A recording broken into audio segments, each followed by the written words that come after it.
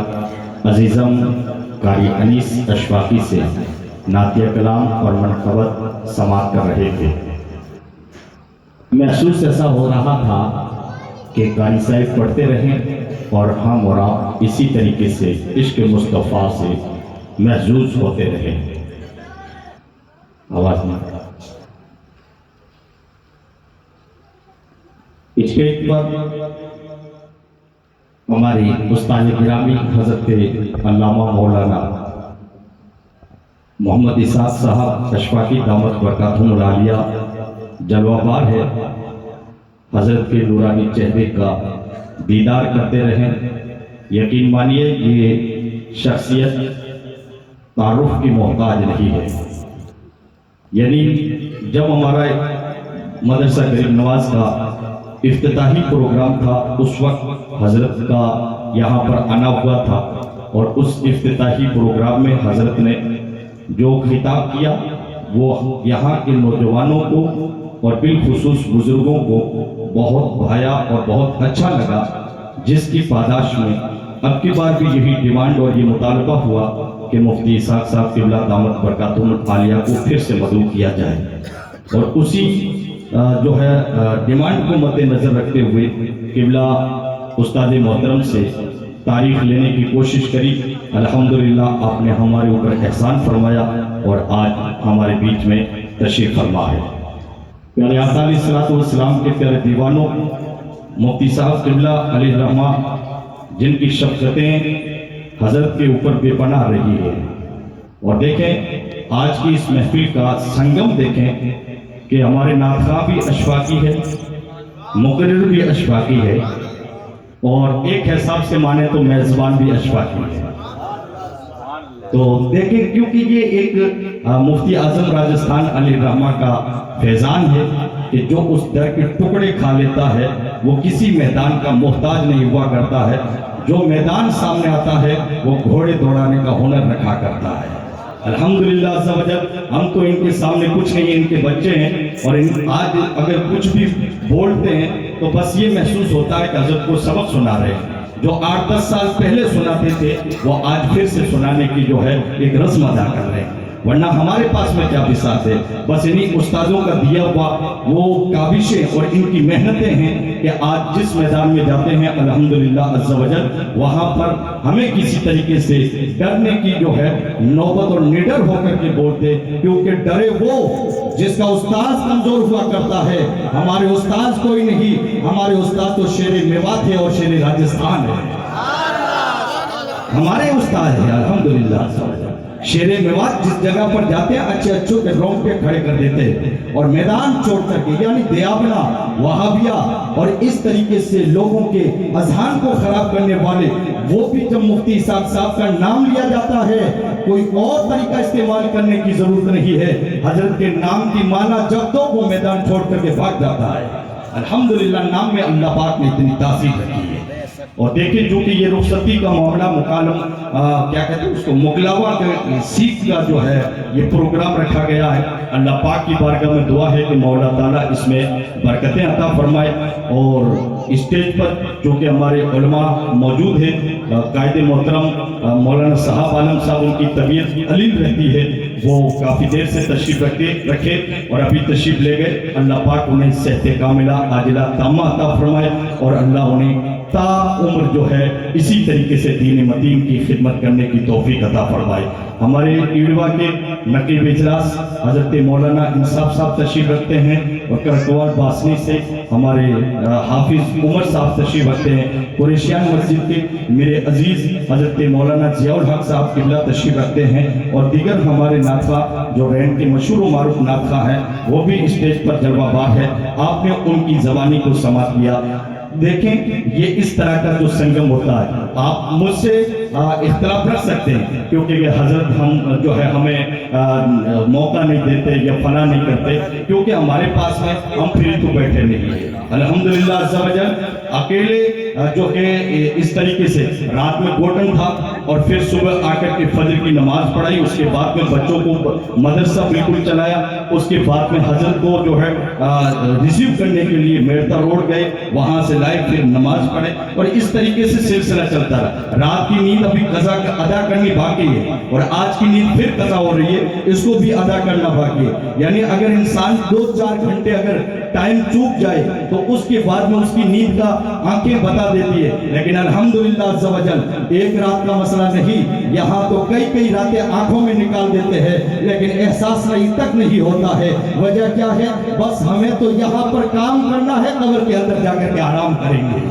بس ایک ہی منشا ہے ہماری دنیا میں، جب تک سانس رہے دین کا کام کرتے رہے، لوگوں کی خدمت کرتے رہے، لوگوں کے ساتھ میں بھلائی کا سلوک کرتے رہے۔ سانس نکل جائے گی، اس کے بعد میں یقین ہے کہ آج جو کر رہے ہیں اسی کی بدولت اللہ پاک ہمیں قبر میں آرام عطا کرے گا۔ اور کوئی عمل ہمارے پاس نہیں، نمازیں اس قدر نہیں، روزے اس قدر نہیں، کوئی عمل نہیں، بس صرف یہ دوڑ بھاگ ہے۔ اسی دوڑ بھاگ کے بدولت مجھے یقین ہے کہ میرا اللہ ہمارے گناہوں کو معاف فرمائے گا۔ اللہ پاک ہمارے استاد محترم کی عمر میں برکتیں عطا فرمائے اور ان کا سایہ ہمارے سروں پر تا دیر قائم رکھیں۔ آپ دیکھیے، آپ کافی دیر سے حضرت کا جو ہے انتظار کر رہے ہیں، اور چونکہ موسم بھی تھوڑا ڈسٹرب ہو رہا ہے، اس لیے حضرت کو جو ہے مائکرو فون پر میں دعوت سخن دیتا ہوں، کیونکہ بڑوں کے سامنے بولنے میں ہچکچاہٹ ہوتی ہے، لیکن الحمدللہ عز و جل حضرت کی شفقتیں، جب ہم جو ہے درجہ اولیٰ یا ثانیہ میں پڑھتے تھے تقریباً، یعنی درس نظامی کی ابتدائی سیڑھیاں طے کرتے تھے، اس وقت پروگرام میں جاتے تھے تو حضرت مجھے ساتھ میں لے کے جاتے، اور اس گاڑی یعنی بس میں جاتے، روڈ ویز بس میں، اور وہاں جگہ نہیں ملتی تھی، تو حضرت مجھے اپنے پاس میں بٹھا کر کے کہتے بیٹا میری گود میں سر رکھ کر کے یہاں سو جا۔ یہ شفقتیں ہوتی ہے استاد کی، اور الحمدللہ عز و جل انہی کی دعاؤں کی بدولت آج یہ ہے کہ آج ہم کیا تھے کیا ہے۔ اگر نہیں پڑھتا، علم حاصل نہیں کرتا، مجھے ادھیکار اور رائٹ سے نہیں تھا کہ میں کسی گلی سے گزر جاؤں، بلکہ آج الحمدللہ یہی علم دین کی بدولت ہے کہ لوگ ہتھیلی پر رکھتے ہیں، جہاں جائے عزتوں کے ہار پہنائے جاتے ہیں۔ وجہ صرف اور صرف یہی ہے، علم دین کو ہم نے اپنے آپ کو جو ہے آراستہ کر لیا۔ علم دین انسان کو کبھی بے عزت ہونے نہیں دیتا، ذلیل ہونے نہیں دیتا، رسوا ہونے نہیں دیتا۔ علم دین تو وہ دین ہے کہ جو اس علم دین سے آراستہ ہو جاتا ہے، اور جو کہ اس سے منسلک ہو جاتا ہے، دادرا ہوتا ہے، وہ آلہ بن جایا کرتا ہے۔ نوجوان کا کوئی پہچاننے والا نہیں ہوا کرتا ہے۔ علم دین کے بدولت انسان اس جگہ سے چل کر کے اور شریعت تک پہنچ جاتا ہے۔ یہ علم دین کی بدولت ہے اور علم دین کا فیضان ہے۔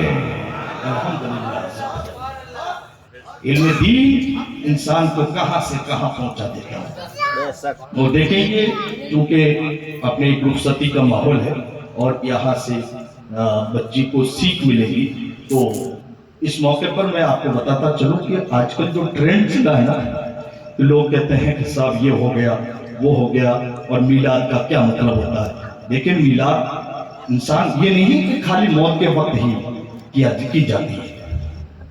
اب کافی لوگوں کا ہمارے جو ہے ذہن بنا ہے، نہیں تو شروع میں کہتے تھے میلاد تو بیاہوں میں کائی کی میلاد منائے، کوئی مر جائے اس وقت تو میلاد کی جاتی، یہ تو بات سمجھ میں آتی ہے، لیکن شادی ہوتی ہے اس وقت میلاد کائی کی ہوتی ہے۔ دیکھیں کہ کھانا پینا تو مرتے ہیں تب بھی کرتے ہیں، شادی کرتے ہیں اس وقت بھی تو کھانا پینا کرتے ہیں۔ ایسا تھوڑا ہی کل کے روز یہ کہتے ہیں کہ بھئی مرتے اس وقت کھانا پینا نہیں کریں گے، شادی میں کھانا پینا کیا جاتا ہے۔ تو یہ کیا دوگلاپن کیوں ہے؟ کیونکہ میری باتیں بڑی سٹیک رہتی ہیں اور میں بالکل بابانگے تو حل کہتا ہوں، چہرے دیکھ کر کے میں بات بدلتا نہیں ہوں۔ الحمدللہ کہ یہ دوگلاپن کیوں دوگلاپن؟ موت مرتے ہو اس وقت کہے کہ میلاد منائیں گے، اور جب شادی بیاہ کا موقع آ جائے اس وقت کہیں گے ہم نہیں کریں گے۔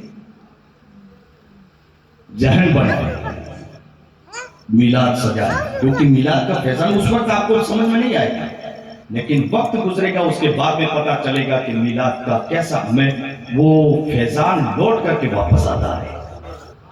वक्त गुजरने के बाद में पता चलता है। ज़ाहिरी तौर पर कहते हैं मिलाद में कोई आता ही नहीं, तो यूं भीड़ बुला लोगे तो कौन सा तुम्हारा किला फतह हो जाएगा? किया कभी किला फतह? नहीं कर पाए ना, तो भीड़ किस काम की? आए चंद लोग आए, हमें तो दुनिया को थोड़ा ही दिखाना है, हमें तो दुनिया के ताजदार को दिखाना है, मुस्तफा करीम को दिखाना है। कोई आए ना उससे कोई बहस नहीं, बल्कि हमें तो मुस्तफा करीम की बारगाह में मिलाद सजा करके अपने आप को उनका खैरात से जो है अपने आप को सरसार करना है, और उन्हीं की बारगाह में हमें नजराने पेश करने हैं। आए इसलिए, और ये भी है कि हाँ मुझे पता है वक्त हो रहा है, और इंशाअल्लाह ताला तकरीर हज़रत की होने के बाद में बारिश आएगी, उससे पहले नहीं आएगी सब कुछ। अभी थोड़ा हमें बरसने दीजिए, हम भी तो बरसना चाहते हैं। बिल्कुल बिल्कुल, बोलो एक बार यार, मैं भी तो आपके घर का हूँ, तो हमें बरसने से क्यों रोक रहे? बिल्कुल बिल्कुल। तो हजरत वो कहते हैं ना कि ये इस तरह का, अब आमतौर पर होता क्या है कि साहब आमतौर पर कभी कभार, यहाँ की बात नहीं कर रहा हूँ मैं, जनरली बात कर रहा हूँ, कॉमन यानी पूरे राजस्थान को सामने रखते हुए आते हैं कि हजरत कोई ऐसा तावीज़ कर दो कि मेरी जो है बीवी मेरे कब्जे में हो जाए, मेरा उसको वश में कर दो, वशीकरण कर दो यार, ऐसा कुछ तावीज़ टोटका टोला टोटका बता दो। या बीवी आती है कहती मेरे शोहर को यार मेरे कब्जे में कर दो। यहाँ की नहीं कर रहा हूँ मैं, पहले से आपका एजेंडा पेश कर देता हूँ, स्पष्ट कर देता हूँ, यहाँ की बात नहीं कर रहा। ये मामला होता है दोनों तरफ से, फरीकन के बीच में ये रहता है, चाहे हमारे रिलीजन का हो या किसी और रिलीजन से ताल्लुक रखता हो। ये होता क्या कि साहब मेरी बीवी बड़ी जबान चलाती है, कोई ऐसा तावीज़ करते हैं, ऐसा कोई टोटका बता दें कि उसकी जबान बंद हो जाए।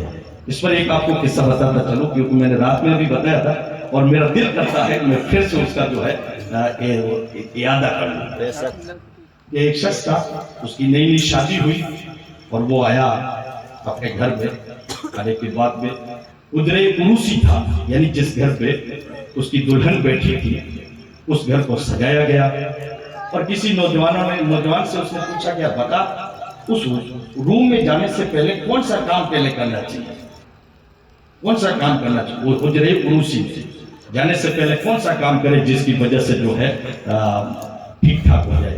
और वो उसने कहा कि भाई ऐसा बताओ कोई फॉर्मूला जिसकी वजह से मेरी हैबत मेरी बीवी पर पड़ जाए, हैबत ऐसी पड़े कि कभी वो आंख उठा करके मेरी तरफ ना देखे, मेरे एक इशारे से सरेंडर हो जाए। ऐसा कोई टोटका हो तो बताओ। मन चले नौजवान तो थे, किसी ने कहा कि मुर्गा पकड़ लो, मगर मुर्गा पकड़ करके उस हुजरे में कमरे में रख दो, और कहा कि फिर उसका क्या करो, तो अजान लगाना शुरू कर देगा, और वहां उस अजान का क्या फायदा।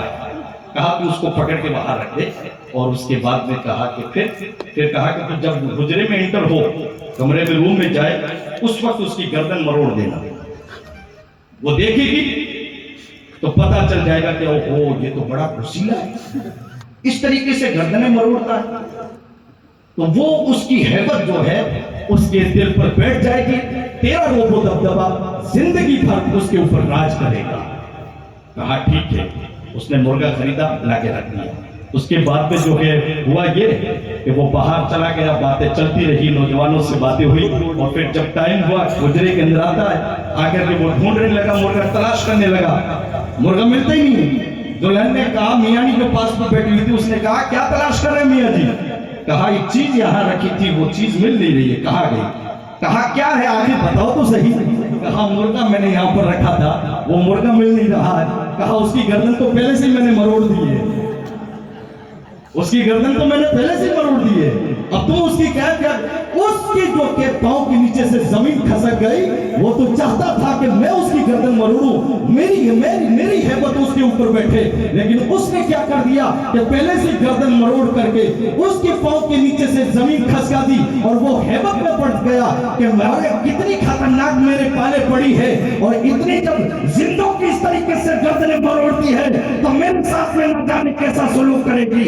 यारों इस तरह के टोने टोटके इस्तेमाल करने की जरूरत नहीं है।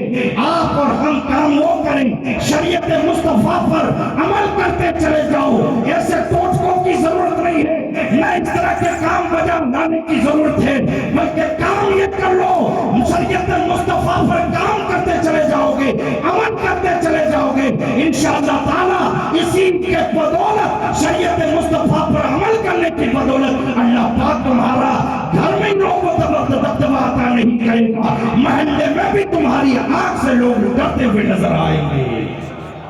شرط یہ ہے کہ وہ مصطفیٰ کی شریعت پر عمل کرے، حضور کی شریعت پر عمل کرے، انشاءاللہ تعالیٰ سب کچھ ہوگا۔ اللہ پاک کی بارگاہ میں دعا ہے مولا کریم ہم سب کو شریعت مصطفیٰ کی پیاری پیاری تعلیم پر عمل کرنے کی توفیق عطا فرمائے۔ لیجئے آپ کی سماعتوں کے حوالے کرنے جا رہا ہوں استاد محترم قائد اہل سنت مصلح